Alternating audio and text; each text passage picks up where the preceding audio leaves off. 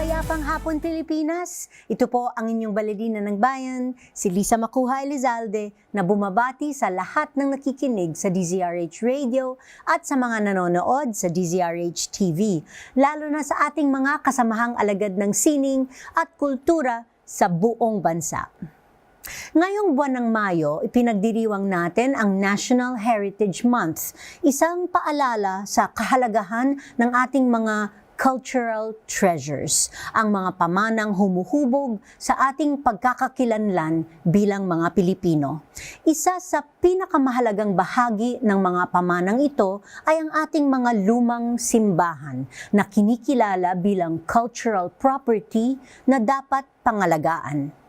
Sa buong bansa, makikita ang mga lumang simbahan na hindi lamang lugar ng pananampalataya, kundi mga tahimik na simbolo ng ating kasaysayan, mula sa panahon ng kolonyalismo hanggang sa kasalukuyan.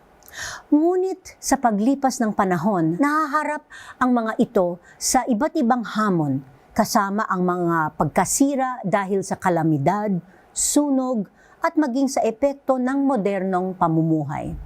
Dito pumapasok ang mahalagang papel ng liturgical architecture, isang larangan na hindi lamang tungkol sa pagtatayo o pagsasaayos ng mga gusali, kundi sa masusing pag-unawa sa kultura, kasaysayan at pananampalataya. Kaya't huwag kayong aalis. Sa hapong ito, samahan ninyo kami sa kalahating oras ng masayang kwentuhan kasama ang liturgical architect and heritage conservation advocate na si Architect Roy De Guzman. Magbabalik po kami pagkatapos na ilang paalala. Programang hatid ay sining at kulturang para sa lahat. Magbabalik ang Art to Art. Tinesting, sinuri, siniyasan. Ang resulta?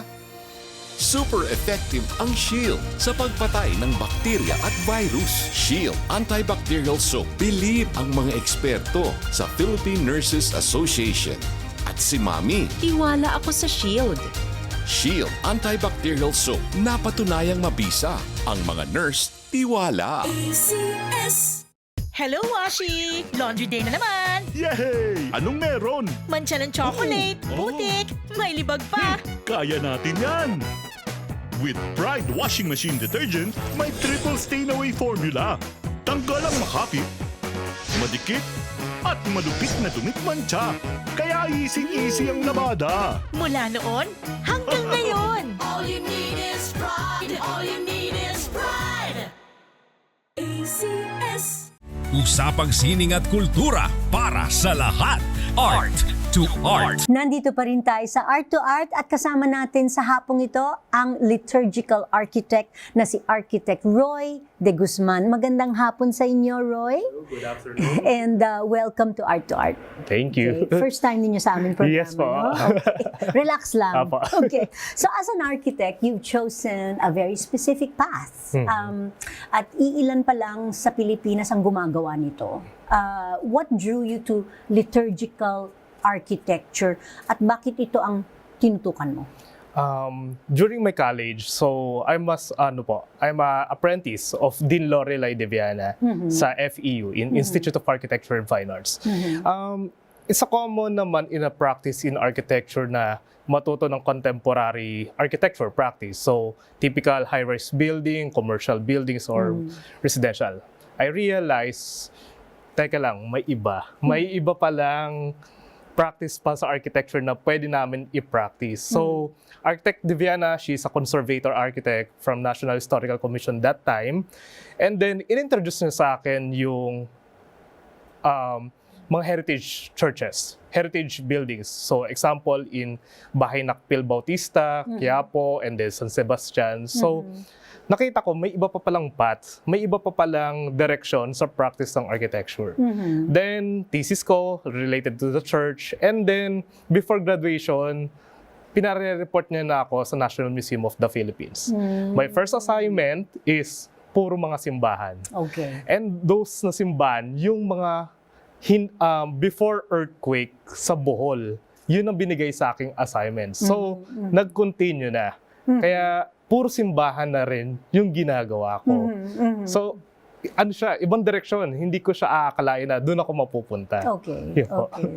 Alright, pero para sa mga nanonood sa atin ngayon at nakikinig, paano nyo ipapaliwanag in simple terms kung ano yung pinagkakaiba ng pagdidisenyo ng simbahan kumpara sa ibang mga gusali?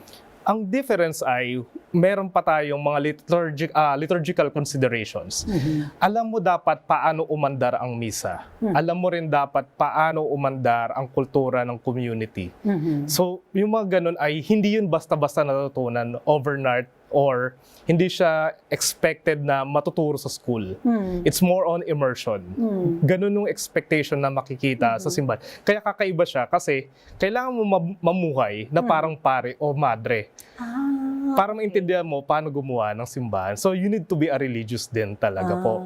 I see. So, So how does one become a church architect? actually, sa Philippines, wala pa tayong formal education dito. Wala pa? Wala pa po. Swerte ko lang po, napunta po ako sa apprenticeship program kay Father Alex Bautista. May he rest in peace. Arkitekto siya na pare. We work in the CBCP, in the we have an office po na Cultural Heritage Office. So, mga binibigay sa amin or nakikita naming assignment, puro mga simbahan all over the Philippines. So, dati, ang assignment ko lang sa National Museum ay mga declared national cultural treasures. Pagdating kay Father Alex, buong Pilipinas na. So, yung practice of or education in the church architecture practice, wala pa talagang formal. So, doon ako natuto ng mga fundamentals kay Father Alex. Another one is, during pandemic, I have a chance to enroll online St. Mary of the Lake in States.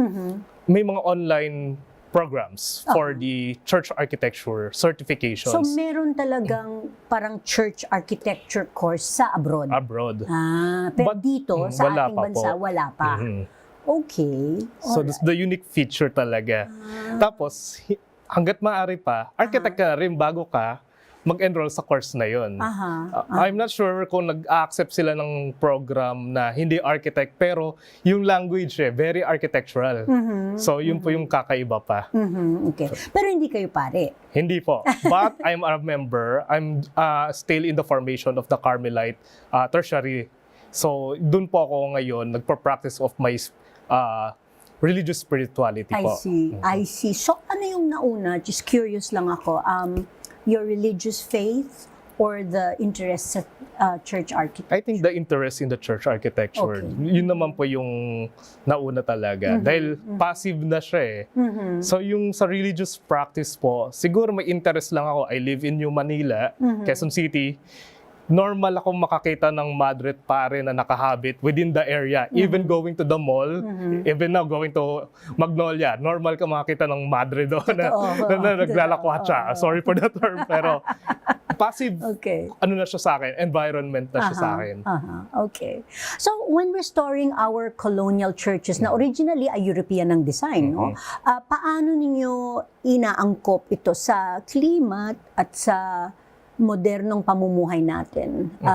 So, lalo na ngayon, marami na ding ibang factors tulad ng air pollution, climate change. Yung churches naman po talaga natin, technically, hindi siya purely European.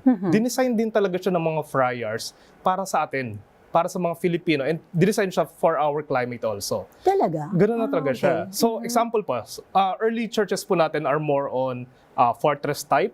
So, for the raiding ng mga invaders nung unang panahon, ng mga ibang from other parts of the Philippines na not Catholics, so ini-invade nila yung mga towns, kaya nakadesign ng mga churches natin as a fortress. So yun yung unang kakaibang design sa atin. Of course, the second one is the structural stability ng mga simbahan natin. We have very massive na mga buttresses, yung mga sumusuporta sa walls ng mga simbahan natin. Ang lalaki, very excessive siya. So doon na po nagkaroon ng coin talaga. Actually, doon po talaga sa Filipino architecture books na meron po talagang Filipino architecture at Filipino Baroque. So yun po talaga yung kakaiba. Now, in terms of designing, in our generation ngayon, iba na. Nakikipagsabayan na rin po talaga tayo, globalization. So, nag-a-adapt na rin tayo ng air conditioning, nag-a-adapt na rin po tayo ng latest technology para sa mga buildings natin to create a Filipino setting ng mga simbahan po. So, generally, kahit hindi church architecture, the architecture practice, nag-a-adapt din talaga sa panahon natin ngayon. Yun po. Okay. So, sa inyong karanasan, ano ang malaking challenge ng isang liturgical architect, lalo na dito sa Pilipinas? I'm not sure kung it's a challenge, but ang challenge po talaga kasi kakaiba rin po ang financing natin dito sa Philippines. Churches in the Philippines depended only from the donations from the people. Unlike to the other countries. Ito ba yung second collection lang? Yeah, madalas po second collection. Second collection siya, no? Opo. Para sa maintenance Yes, ma'am. ng church. Ang kakaiba lang talaga, sa ibang bansa, if you go to Europe, the government supports the church for the restoration and renovations of the churches or for the maintenance. Unlike to us, very clear pa ang separation of state and church. So talagang, dun isa sa mga challenges na nakikita ko talaga, financing to restore the churches. Ngayon lang din po talaga, generation po natin na nagkakaroon ng consciousness na ang government ay gustong tumulong sa ating mga simbahan. Lalong-lalo na po yung mga declared National Cultural Treasure na simbahan. So doon po tayo nagkakaroon ng chance. So I think this is number one, the financing to restore or maintain the churches. So, second, siguro, ang next challenge sa atin is tayo lang ang Catholic nation in the Pacific, then yung mga models ng buildings natin, tayo lang din. Example, the San Sebastian Church. Tayo lang may ganyan sa Southeast Asia or in Asia. Walang prototype ng simbahan sa buong Asia Pacific na may ganyan pang problem. So, according to Dr. Zerudo, our chairman in NCCA, ang pinaka-best example na to restore the San Sebastian Church is paano mag-restore ng kotse or ng isang barko. So, ganun lang din. So, in terms of technology, the second one, medyo limited pa rin po talaga tayo sa Philippines. So, for me, that's the 2 points na challenge sa akin na paano gumawa ng simbahan or mag-restore ng simbahan. Pero di ba merong mga rules ang UNESCO kapag ano na siya na-declare na cultural heritage site, wala nang pwedeng palitan? Not necessarily, ma'am. Kung may kailangan i-improve sa isang facilities, very supportive naman din po ang UNESCO. Or even the national cultural agencies natin, very supportive sila. Okay. Never po sinasabi ng mga cultural agencies natin na bawal nyo gawin yan. Nagkakaroon lang po ng problem ang mga simbahan na nire-restore po recently, yung mga lumalabas sa news. Kasi number one, hindi pinapaalam sa national cultural agencies. Kasi nagre-react po ang stakeholders. Ang cultural agencies, they need to support also the stakeholders kasi in the end, we are taxpayers pa rin. So obligation pa rin po ng government, even the cultural agencies, na gumawa ng action para doon sa mga simbahan na ginagawa po na hindi pinapaalam. Kaya nagkakaroon po ng problem. Yun. Never po nagsabi ang government na bawal. Never. Pinapastop. Kasi walang paalam. Oo. Okay. Ganun pa challenging, no? Okay, alright. Yeah, pero that's true. Pero marami na ring mga lumang simbahan ang dumadaan sa mga renovations na were not particularly sensitive to history or liturgy. So, halimbawa, pinipinturahan ng ibang kulay o inaalis yung mga lumang fixtures kapag may ganitong sitwasyon. Paano mo ina-address or itinatama yung mga pagkakamali without starting from scratch? Okay po. Ang best solution po dyan ay stakeholders meeting. Tawagin lahat ng tao. Even negative reactors, tawagin yan, invite yan. Okay. Dito po tayo mag-usap. Ito lang po yung chance natin na ayusin natin ito. Then we will educate na po ano po ang tama at mali. I'll give an example po. Yung pinakamalapit na lang pa dito within Las Piñas is a popular church na mayroong musical instrument. Okay. Alam na natin can I yan. mention ba? Okay. Can I mention? Alright, the Las Piñas St. Joseph Parish. The Las Piñas Bamboo Organ. Ang expectation nila, ang walls ng simbahan ay bato lang, rough lang. But the reality is meron siyang plaster, meron siyang palitada. So, nung in-educate namin na ito po ang tama, hindi po maganda ang may halaman, hindi po maganda ang may lumot, hindi po maganda na walang palitada ang simbahan, tinuro po namin sa kanila. And then, na-realize nila, nag-demo ako, hinawakan ko yung dingding, kumapit yung adobe sa kamay ko. Ibig sabihin noon, damage na po yung dingding nyo or yung simbahan nyo. Gusto nyo po bang ayusin? Ito po ang proseso. And then, doon na po na-educate yung mga tao, ganito pala ang tama. Example po, sa color. May pinakita po kaming color swatches based on the laboratory test. May yellow, may ochre, may orange, may red. In reality, if you go to Mexico and other churches noon po, may kulay talaga mga simbahan natin. Pastel color, very, very bright pastel colors. Pinakita namin na ganitong color. So, kung hindi sila ready doon sa ganong color, magne-negotiate tayo, saan tayo pwedeng magkulay na lang. So, nanalo po yung grayish color. Kasi sabi nila, hindi kami ready na ganyang ka-bright yung simbahan namin. Pero itong gray na to, pwede sa amin.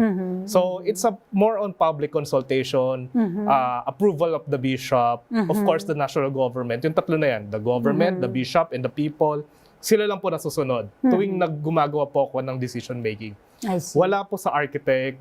Of course, meron, but we will just recommend. Ganun po yung nangyayari. And itong mga lumang simbahan, meron din bang parang annual or regular na safety inspection? Actually, ma'am, yun po ang inaano po namin, pinopromote po namin. Dapat po, annual, lagi po nag-check. Hanggat maaari sana, within the parish level pa lang sana. Sana sila na yung nag-check or nagme-maintenance ng simbahan. But ang nangyayari po ngayon, kailangan pa nila tumawag sa cultural agencies or to the other professionals para lang magpa-maintenance ng simbahan. Pero kami po, in our office, tinuturo na po namin na kayo dapat pala sa parish level pa lang. Gawin nyo na po to. Kaya nyo naman po to. Oo nga. We will guide you. Oo nga. Kasi iniisip nila, gastos na naman, ano? Yes, ma'am. Okay. Actually, ma'am, feeling ko ang ano lang dyan talaga, exposure and education lang talaga, ang kulang lang talaga. Siguro, sa tingin nila, kahit yung pagpapagpag lang ng mga alikabok sa altars and retablos, akala nila, sensitive yan. Which is normal, ano lang po yan, methodology na para ka lang naglilinis ng bahay. Sana yung ganun level pa lang, annually, ginagawa. Which is most of sa provinces, pinapractice pa rin yan. Okay. Kaya nami-maintain po nila yung simbahan nila. And that's why some of them are declared national treasures. Kasi, example po, in Laguna area, may tinatawag sila ng pag-aatag. The whole parish, the whole community, or I'm not sure kung barangay lang, but as far as I know, the whole community, lahat sila maglilinis. Parang first Sunday, matatanda. Second Sunday, mga bata ang maglilinis. Galing. Community building din. Yes, ma'am. Which is, yun ang nagagawa ng ibang simbahan. So, kaya siguro sila na-declared as National Cultural Treasure. Maliban sa walang budget ang parokya pang renovate, but at least may community base ng pag-restore or paglilinis ng simbahan. So, wala nang restoration na nagaganap kasi doon pa lang, na-maintain na nila yung simbahan po. Okay. Well, marami pa po tayong pag-uusapan kasama ang liturgical architect and one of the UAP's 50 notable architects in the country today, Roy De Guzman. Dito pa rin sa Art to Art, magbabalik po kami pagkatapos ng ilang paalala. Programang hatid ay sining at kulturang para sa lahat. Magbabalik ang Art to Art. Schedule ng mga inaabangang konsyerto, update sa mga magagandang panoorin sa mga tanghalan at teatro. Narito na ang Art to Art Calendar. Narito ang ating arts calendar. Sa musika, opisyal nang ilulunsad ang University of the Philippines Abelardo Rondalia o UP Aberon sa concert na pinamagatang The Legacy Begins, where strings tell stories sa May 6, 6:30 p.m. sa UP College of Music Mini Hall sa UP Diliman, Quezon City. Tampok ang global premiere ng mga piling Filipino folk songs na ginawa ng arrangement ng UP Music Composition Faculty, alumni at students. Ang Philippine premiere ng composition ni Dr. Christy Ann Castro at mga piling obra ni na Constancio de Guzman at Nicanor Abelardo. Mapapanood din ang UP Guitar Orchestra at ang sopranong si Stephanie Quintin Avila. Magbabalik si national artist Ryan Cayabyab sa Proscenium Theater para sa pinakabagong palabas ng kanyang Maestro Class Concert Series. Itatanghal ang What's It All About, celebrating the music of Burt Bacharach sa May 15, 16 at 17, 7:30 p.m. Tampok ang mga OPM singers na sina Jet Pangan, Bituin Escalante, Gigi Delana, the voice of Fronio Vasquez at ang vocal ensemble na Bayhana sa direksyon ni Roel Santiago. Ang Proscenium Theater ay matatagpuan sa Rockwell, Makati. Sa sayaw, magbabalik ang tablado ang palabas ng Mary Dance na A Dance in a Day mula May 16 hanggang May 31. Tuwing weekend sa Doreen Fernandez Black Box Theater, Arete, Ateneo de Manila University Campus, Quezon City. Tampok ang choreography ni J.M. Cabling at mga dancers na sina Al Bernard Garcia, Janine Arizola Cabrera, Georgette Sanchez Vargas, Ea Torado, Sara Samaniego at Michael Barrique sa direksyon ni Miko Angeles. Para sa karagdagang detalye, bumisita sa website na marydance.com. Tinesting, sinuri, siniyasan. Ang resulta? Super effective ang Shield sa pagpatay ng bakterya at virus. Shield Antibacterial Soap. Believe ang mga eksperto sa Philippine Nurses Association. At si Mami. Tiwala ako sa Shield. Shield Antibacterial Soap. Napatunayang mabisa. Ang mga nurse, tiwala. Hello, Washi! Laundry day na naman! Yay! Anong meron? Mancha ng chocolate, putik, may libag pa! Kaya natin yan! With Pride Washing Machine Detergent, may triple stain-away formula. Tanggal ang makapit, madikit, at madupit na dumit mancha. Kaya easy-easy ang labada. Mula noon hanggang ngayon! All you need is pride. All you need is pride. ACS. Usapang sining at kultura para sa lahat. Art to Art. Andito pa rin tayo sa Art to Art at kasama pa rin natin sa pagdiriwang ng National Heritage Month, Church Architect and Heritage Conservation Advocate, Architect Roy De Guzman. Roy, you've worked on important heritage churches like Quiapo Church Yes. and San Agustin Church. So kapag hinahawakan mo mga ganitong proyekto, ano ang mindset mo when dealing with history? Anong mindset? Parang it's more, I want to help lang the church. That's my first mindset. I want to serve the church. The business side, medyo late na yan. Pero, ewan ko, nag-e-enjoy ako kahit wala mo ng negotiation na process. But, ang una kong tinitignan is the documentation. Most of the churches here in the Philippines, walang blueprint. Walang basis paano i-restore or documentation na ano muna ang kailangan gawin sa simbahan. That's the number one challenge din na nakikita ko na kulang. So, in San Agustin, the first thing na ginawa namin nung museum director, Reverend Father Ricky Villar, Agustinian Friar, we need to document all kung ano munang meron sa simbahan. All the altars of the San Agustin, they are 19, wala pa silang drawings. So within 2016 to 2019, yun lang ang pinaggagawa ko.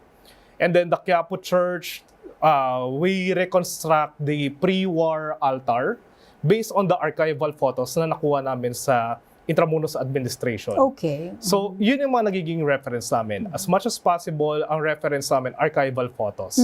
And luckily, marami naman tayong nakukuha. And then, nababalik namin kung anong totoong itsura ng mga structures na yun. Pero how do you balance yung being faithful to the original design while working with, syempre, present day situations? Paano nyo ginagawa yun? Stakeholders meeting talaga. So it's okay. more on papaalam natin na hindi na to pwede, itong material na to, hindi na to pwede. Kaya ang gagawin natin ngayon, igagawin natin concrete. So ano yung reasons? Number one, limitations of our materials because of the environmental issues. Example, mga kahoy. Hindi na tayo basta-basta makakuha ng magandang kahoy or na mas matigas. Another one is yung resourcing of minerals or stones from other parts of outside within Metro Manila, mahirap na mag-harvest ng mga adobe outside Metro Manila. Unlike noon, yung mga simbahan natin dito, yung mga old churches within Metro Manila, hinarvest lang sila in Makati. Makati is ano na po, punong-puno na po ng subdivisions and high-rise buildings, so hindi ka na maka-harvest. So that's why, that's the reason na po na magkakaroon na tayo ng alternative solutions. And para ma-approve yan, stakeholders meeting again. Okay. Doon na lang po talaga tayo na explain natin na hindi na talaga possible ito. Ito na ang solution ngayon. Of course, there is mga negative reactors, but anong nagagawin natin para ma-save natin to? Yun na po, doon na po ako nag-i-end. I see. And how long is the duration of an average restoration project? Ma'am, to be honest, it's for good. Ha? Talaga? Hindi na po siya, Forever? Forever na po yan. Yung nakikita po natin, example, what happened in Bohol. Okay, alright. So, di ba, 2013 earthquake. Yes, Yan, yes. mga yan. Or in Cebu also, some of them. Yes. The process of the reconstruction, sabihin natin, it takes 3 to 5 years. But, hindi doon mag-end yan. It's constant restoration, constant renovation na yan. Even in Europe, wala po talagang katapusan. Recently, in my Europe pilgrimage, yung Vienna Cathedral, until now, hindi pa pala tapos linisin yung labas. It takes Talaga? hundreds of years. It takes constant na po. That's yun pa po lang, ma'am. Yeah. Hindi, yun ang hindi masyado alam ng mga Filipino or hindi in-expect ng mga Filipino. It's constant na. It's a living monument. Ibang technology nung unang panahon or nung before 19th century versus ngayon na very advanced na ang technology. Yeah. So, ganun na po siya. Oo. So talagang walang katapusang trabaho. Wala na po itong katapusan. Okay. So meron bang like architect or na in charge sa restoration ng bawat simbahan? Yes, ma'am. Yun din po yung isa sa pinopromote namin. Even in a local level or in a parish level, dapat meron ng architect na nandoon lang din. But sa expertise of limitations dito sa Philippines, kasi nga po, hindi rin naman din ganun ka bilis ang income generating sa isang restorer or isang heritage architect. Even normal building nga lang, nahihirapan na kami sa collection. Mas lalo ang return of investment sa heritage building wala or mababa or mabagal. Yeah. So yun po yung mga challenges din po sa mga professionals. Oo. Alam ko ang NCCA nga medyo Yes, challenge. halos walang budget para Yes, sa ma'am. cultural So, heritage Ang preservation. nag-work talaga sa NCCA is full of love. Oo. Talagang labor of love na po yung mga architects at mga nandoon. Okay. Yes, ma'am. Okay, let's go to the technical aspect naman of na pagpasok mo sa simbahan, parang may kakaibang pakiramdam, no? So from your perspective, how do elements like light, space, scale help create that sense of being sacred? For me, hindi naman ako specific sa ano bang gusto kong mangyari. It's all about anong expectation ng mga tao sa gusto nilang gawin sa simbahan. For my personal, parang okay na ako na may Blessed Sacrament sa gitna or magawa ko ng paraan sa pag-design ko na yung Blessed Sacrament ko sa nakalagay ang host or ang Eucharist, dapat yun ang unang makita ng mga tao. That's my design challenge lagi. Not necessarily for the lights, the scale, or the size of the church, but yung sinasabi po ng mga kaibigan kong church architect din, sana pagpasok pa lang ng simbahan natin, mapapaluhod na tayo. At mapapasign of the cross na tayo going to the Eucharist. Not the artist part, not the architectural mass or grandeur of the building. Dapat focus agad sa altar. Yun yung challenge na gusto ko, una kong gagawin lagi. Okay. And personally, what are your most memorable projects so far? Memorable. Maliban sa Quiapo Church, because it's historical na binalik namin yung pre-war retablo. Yung meron akong pinag-pray talaga na sana makuha ko to. Yung church po ng mga Vincentian Fathers in San Marcelino, St. Vincent de Paul Parish. Okay. I'm a product of a Daughters of Charity school in Quezon City sa Immaculate Heart of Mary College. So my early stage or in my elementary days, ang una kong remember na Blessed Mother is the Miraculous Medal. That's why St. Vincent Church also is the home of the Miraculous Medal.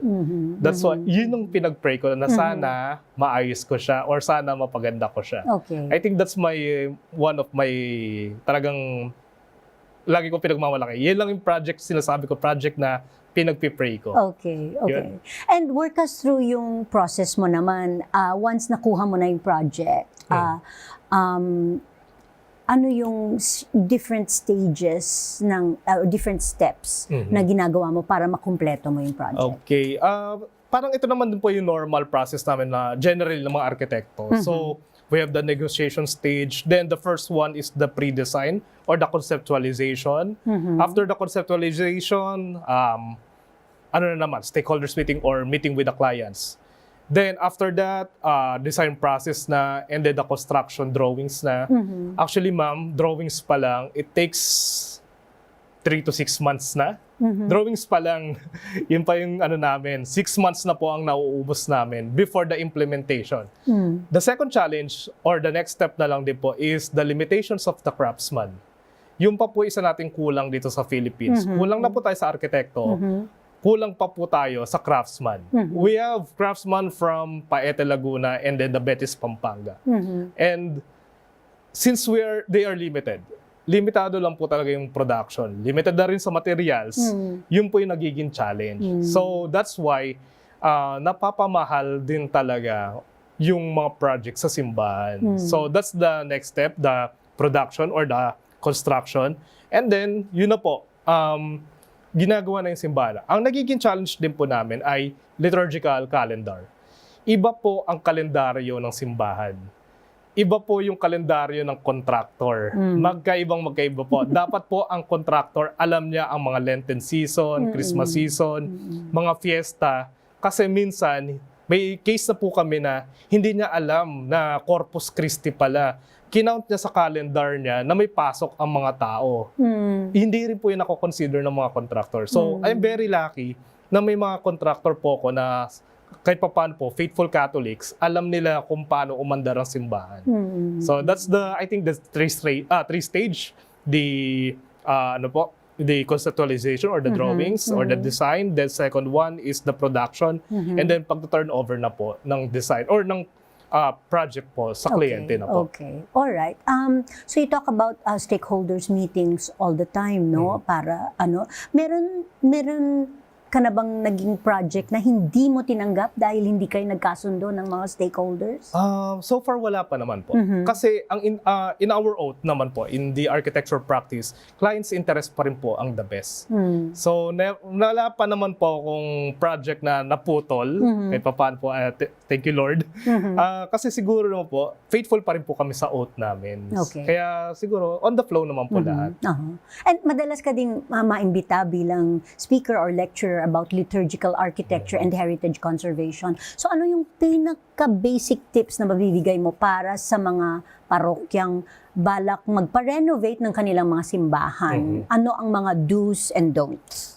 Do's muna po, siguro, document first the church, even without us, even without the heritage architects or the liturgical architects. Kayo na muna mag-identify ano po ang significance or ano po yung parte ng simbahan nyo ang mga importante pa. Yung mga images, paintings, walls, mga ganyan po. I-document nyo na po kasi kayo lang di po makakaalam ano ang mas maganda anong ikakaganda ng simbahan. Second one is the expectation of timeline. One of the challenges also is the limitations of time of the parish priest. They are, nagre-rego doon or nagre-reshuffling. Within 6 years, madalas, nag-reshuffling na yung mga priests or parish priests. The problem, sometimes, pang 4th year na nung parish priest, dun pa lang po magpapagawa ng project. And then, expectation of time, akala nila within a year, tapos na po ang project. Or, minsan pa, ito na po yung worst. sorry po, mga donors. Okay. Magpipiesta sa May. Mag-i-inquire lang po sa akin, March. Akala po nila yung mga altars or yung mga anything project sa simbahan na mabibili lang sa tindahan. Hindi nila alam na it's more than 6 months para gawin po yan.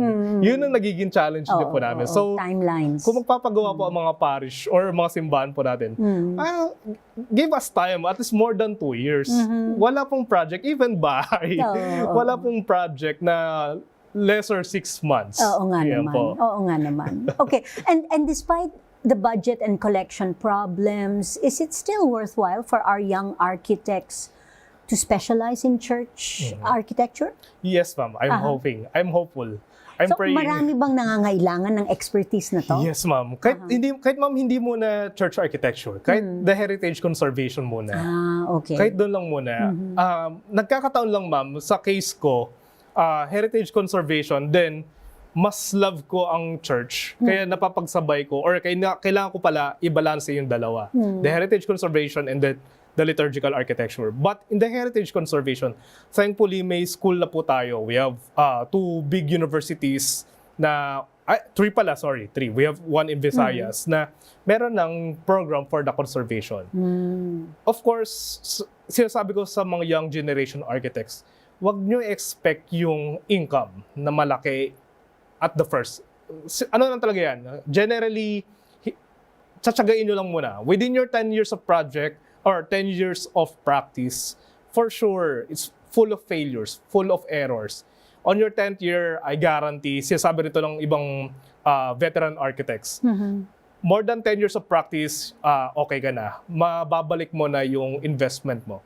Wala siyang pinagkaiba with the lawyers or doctors na your first 5 years is the worst. And then the rest is magko-continue. So I encourage the young generation of architects na try nyo rin nung paths na to. Okay. Meron pang iba. Okay. Di ba? Meron pang iba. And for those who are listening, watching our program now, who might be needing your services in the future, paano kanila makukontak? My services po, I have my Facebook page, the RDG Ecclesiastical Architecture, so they can message me. And most of my projects ngayon, ma'am, is more referrals from my other clients. So, to be honest, ma'am, hindi na kami tumatanggap ng project. Kasi punong-puno na. Punong-puno na kami. I see. Okay. Gustuin ko man, but the quality of the projects, doon ako nagkaka-problem pag tinanggap ko yun ang tinanggap. Or unless they will wait us. Of course. Yeah. And thankfully, marami akong clients na nag-inquire 2024, in-accept ko sila ng 2025, okay lang. Okay lang. Kasi alam nila yung output ko, quality. I'm not Alright. bot So, ko. kontakin nyo na si Architect Roy ngayon pa lang for projects in 2027 and 2028. Okay? Alright. Maraming Thank you, salamat, ma'am. Architect Roy, sa pagdalo mo sa programa namin sa hapong ito, and sa dami na natutunan namin. Thank you talaga. We also hope that more young architects will be inspired to specialize in church architecture, lalo na sa isang bansang napakaraming simbahan. Hanggang sa susunod na linggo, samahan ninyo kami ulit dito sa Art to Art, kung saan ang usapang sining at kultura ay para sa lahat. Ito po ang inyong balerina ng bayan, Lisa Makuha Elizalde, nagpupugay sa artistang Pilipino.